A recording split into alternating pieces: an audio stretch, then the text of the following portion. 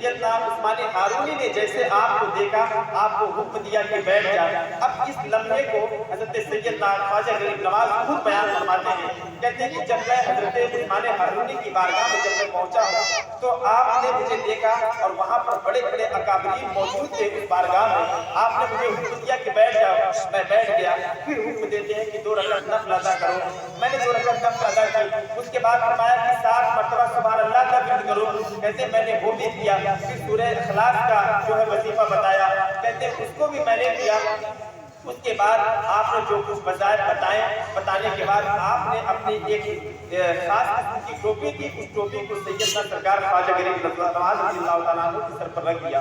اس کے بعد آپ کی چادر مبارک تھی، اس چادر مبارک کو اڑھایا اور اڑھانے کے بعد آپ نے حکم دیا کہ ایسا ہے معین الدین کہ ہمارے سلسلے کی یہ وظائف تھے، یہ وظائف پورے ہوں گے، لیکن ابھی ایک وظیفہ بچا ہے اور وہ وظیفہ کرنے میں 1 دن پورا لگیں گے اور 1 رات لگیں گے۔ آپ نے ان کو طریقہ بتایا، 1 دن اور 1 رات سیدنا خواجہ غریب نواز رضی اللہ تعالیٰ عنہ نے اس وظیفے میں گزار دیے۔ گزارنے کے بعد جب دوسرے دن آپ تشریف لاتے ہیں، آپ نے سارے وظائف ان سے پوچھے، ساری باتیں ان سے کی۔ اس کے بعد آپ نے حکم دیا کہ یہ بتاؤ کہ تم آنکھیں اوپر آسمان کی طرف بلند کرو۔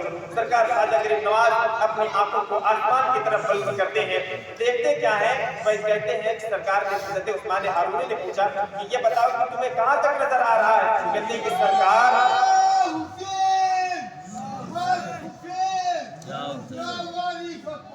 کہا کہ کہاں تک تمہیں آسمان کی طرف دیکھو، نظر اٹھا کے تم کہاں تک دیکھ رہے ہو؟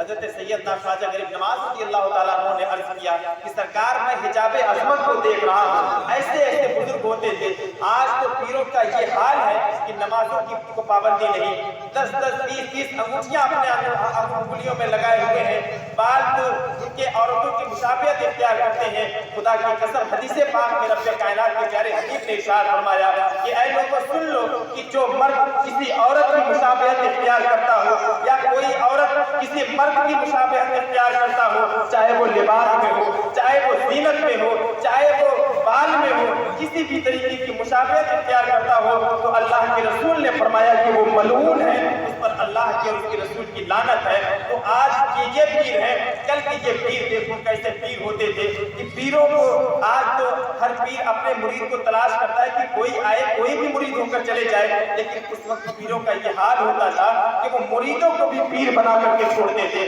پیر کا یہ حال ہوتا تھا کہ وہ اپنے مریدوں کو بھی اللہ تک پہنچا کر کے چھوڑتے تھے۔ آج تو ولیوں کا یہ حال ہے کہ یہ خود ہی اللہ تک نہیں پہنچے لیکن یہ دوسروں کو اپنا دامن تھما رہے ہیں۔ اللہ ہدایت دے ایسے دلوں کو۔ بہرحال حضرت سیدنا عثمان ہارونی نے سرکار خواجہ غریب نواز سے پوچھا کہ معین الدین یہ بتاؤ آسمان کی طرف دیکھنے کے بعد کہ تم کہاں تک دیکھ رہے ہو؟ آپ نے عرض کیا کہ سرکار میں حجاب عظمت کو دیکھ رہا ہوں۔ کہا کہ اب ذرا زمین کے نیچے دیکھو کہاں تک نظر آ رہا ہے؟ کہتے سرکار اب مجھے تحت الثری نظر آ رہا ہے۔ آپ نے کہا ابھی بھی تم کامل نہیں ہوئے ہو۔ اللہ اکبر جب اتنا کہا پھر آپ نے وظیفہ دیا اور وظیفہ جب انہوں نے کیا تو پھر آپ نے ارشاد فرمایا کہ اب آنکھیں بند کرو اور آسمان کی طرف بلند کرو، بتاؤ کہاں تک دیکھ رہے ہو؟ آپ نے جواب دیا کہ حجاب عظمت تک۔ زمین پہ کہاں تک دیکھ رہے ہو؟ کہا تحت الثری تک دیکھ رہا ہوں۔ پھر فرمایا کہ اپنی آنکھوں کو بند کرو۔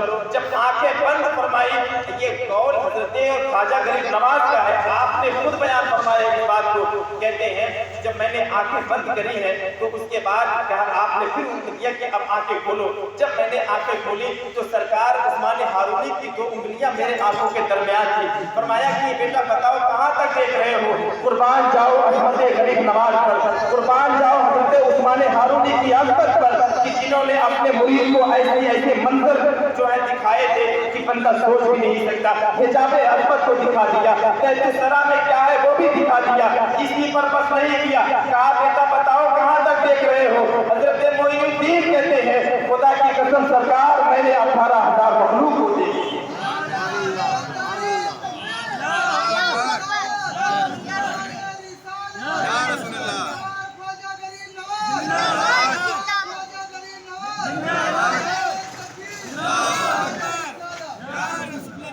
عالم کو دکھا دیا۔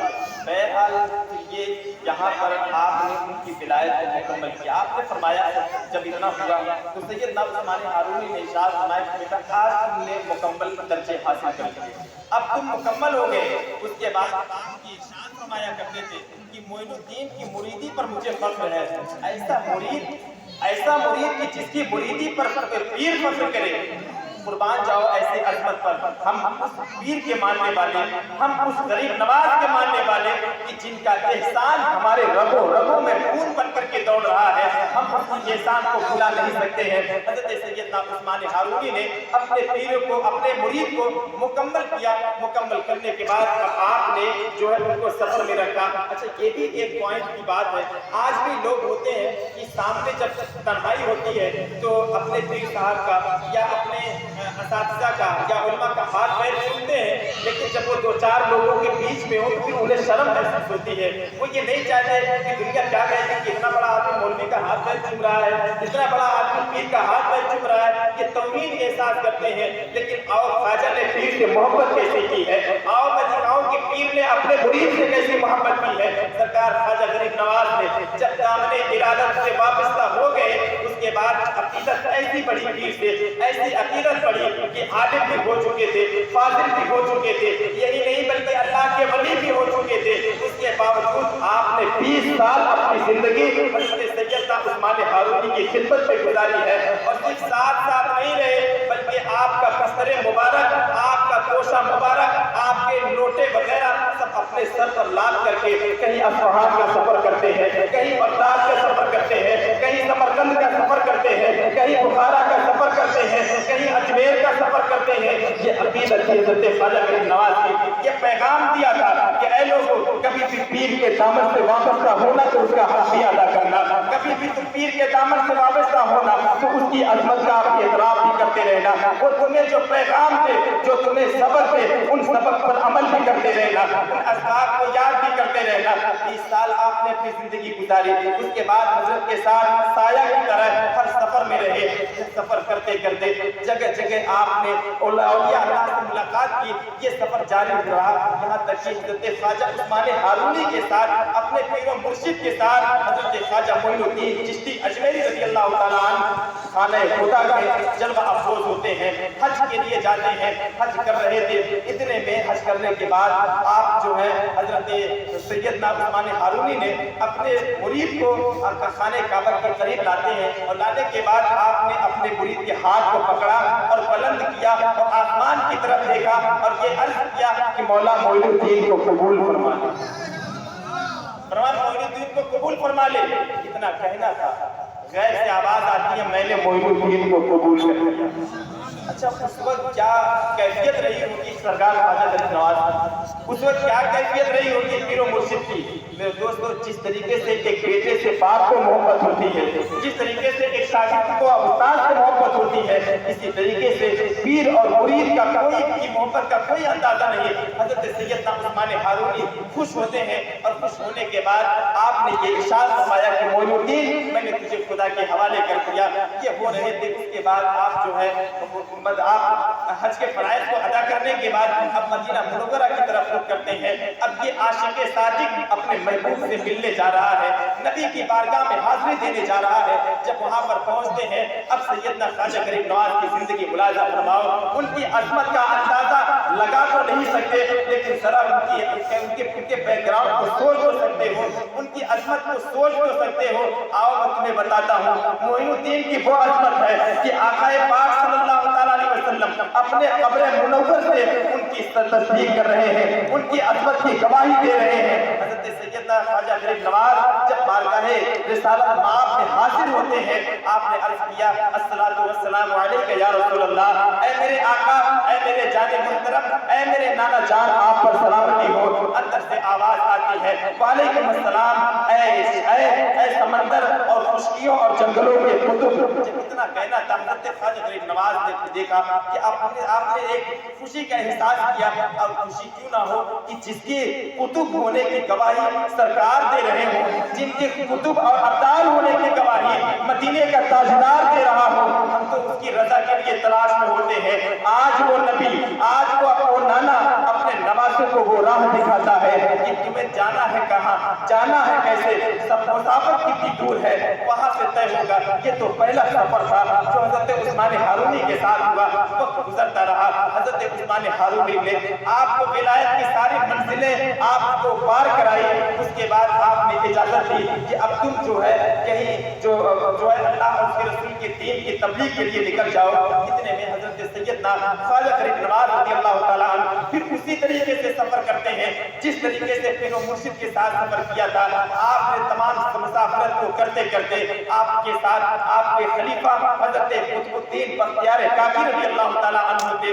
ये बहुत चहीते मुरीद थे। सबसे पहली खिलाफत आपने हजरत बख्तियार काकी को अदा फरमाई है। उनके साथ को साथ में लेकर हज के लिए भी गए। जब हज के लिए जाते हैं, खाना काबा में पहुंचते हैं, ज़ियारत करने के बाद हज करने के बाद आपने मदीना मुनव्वरा का रुख फरमाया। वहां जाते हैं तो जब आपको नींद आती है, सरकार पाक रज़ियल्लाहु तस्लीम को ख्वाब में ज़ियारत करते हैं। आपने ये हुक्म दिया कि मोइनुद्दीन तुम अजमेर चले जाओ, हिंदुस्तान के शहर अजमेर जाओ, वहां पर कुफ्र और लादीनियत का माहौल है, वहां जाकर इस्लाम की शमा को रोशन करो। हज़रत ख्वाजा गरीब नवाज रज़ियल्लाहु ताला अन्हु नबी की ज़ियारत करके तो खुश हो चुके थे। आंखें खुल जाती हैं, खुलने के बाद फिर आपके ऊपर एक कैफियत तारी होती है।